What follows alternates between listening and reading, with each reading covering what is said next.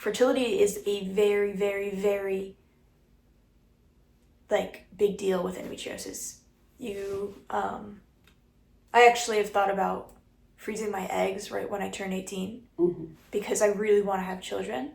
And I think endometriosis is in the top 3 leading causes of fertility loss. And that's something I personally struggle with a lot because that's something I've dreamed of my whole life. And I just don't want this disease to take one more thing away from me. If you guys don't know, I have 3 sisters, and maybe they'll have kids. But I know for a fact that no matter what way, I'm going to have children of my own one day. Absolutely. That's very important to me. 30 to 50% of women with endometriosis cannot have kids. And that is a very, very large amount. That hasn't been solved. And if you have endometriosis growing, and it is that intense where you have these lesions in your fallopian tubes and your ovaries are being squished and your whole body is just basically shutting down, I think that we really need to have more research on this. Which you can't just sit around waiting for people to do it for you. That's what I'm trying to do. So hopefully one day a girl my age can doesn't have to go through what I went through. I want more people obviously to know about this disease, but I want doctors to have more information because a very, very good portion of the doctors that we went to, even after, like when I was diagnosed, like, I have this, they didn't know what it was. They didn't know how to treat it. They didn't know, like, anything. And I think it's very important that, yes, normal people know, but doctors, like, that really shocked me that this disease that affects so many women is a lot of doctors don't even know about. Right. I guess it can affect men. We just don't know enough about that to even talk about it. And that actually goes into that. We had a doctor appointment with this doctor in New York, and one of the main reasons we were looking into him, I guess he's a celebrity doctor, but he is very, very, like, supportive of keeping the female reproductive system and helping. Protecting that. Protecting and... That's his mission, apparently. Yeah. Because a lot of doctors who do these surgeries, they will go in, they'll see the that there's so much damage they don't even want to try, and they will just take everything out. And that is, in my opinion, that is horrific. Unless that female is telling you, like, if it's really bad, take it all out.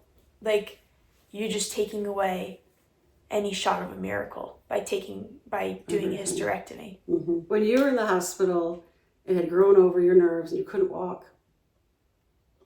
I was talking to the camera, making these videos, and so many young girls messaged me saying, "Thank you for believing your daughter. Thank you, thank you, thank you. I had to go for years and years, no one believed me." And not that everyone's parents and not all the doctors didn't believe them, but that was the basic thing that was happening over and over.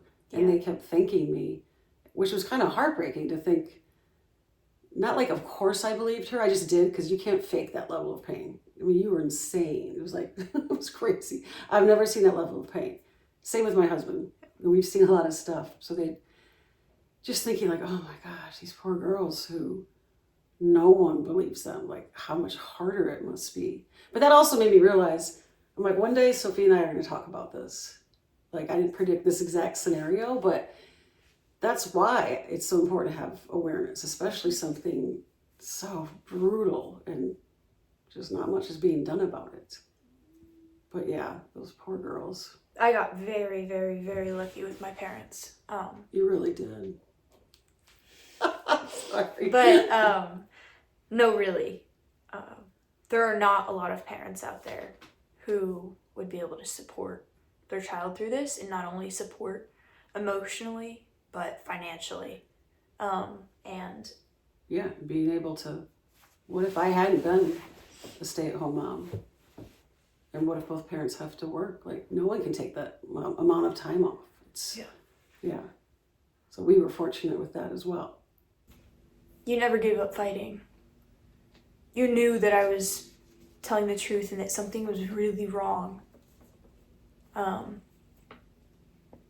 that's something that not a lot of parents can do. Just relentlessly be there for their kid at any time of struggle or any point of like, I can't do this anymore. And you guys were always there. And I'm so grateful because so many teens don't have that. Right. Or their parents don't have the resources to help them. That's a huge thing. Yeah. Have the resources to help them. Mm-hmm. Because all of the ERs and ambulances, and it's not cheap whatsoever, which was the thing when I got involved in all this. Then we found out Sophia had diagnosed, she was diagnosed with endometriosis. This was like a couple months after I started my whole thing of trying to share my experiences with chronic illness to help people. And then that led me to realize the biggest need is awareness and people be able to afford their healthcare overall. And that's just like, it's a huge, huge problem. Whatever, fast forward to this scenario, and if we who are financially stable and have all the resources couldn't get a diagnosis for that long, and still it didn't really matter because every time she go to the ER, we just didn't know what to do, or we weren't believed. Then yeah, how's your average person, or so how are they have no shot then, which is just, it's awful. And like Sophia said, we really, I know everyone says this about most diseases, we need more awareness, and we do. And this though has like almost nothing, it seems like, which is, yeah. And it's also insane because it affects 1 in 10 women. So 1 in 10 women that you know has endometriosis, either diagnosed or undiagnosed. Yeah, that's crazy. And like I said before, there's more research into male baldness, something that has no, like, that's just their appearance. And they research, scientists are researching so much more on that than the actual fate of our humanity. I have a lot of things I want to accomplish in my life. I want to go to UCLA. I want to get into biomedical engineering, to go into bioprinting to help people like myself and my mother, who is type 1 diabetic.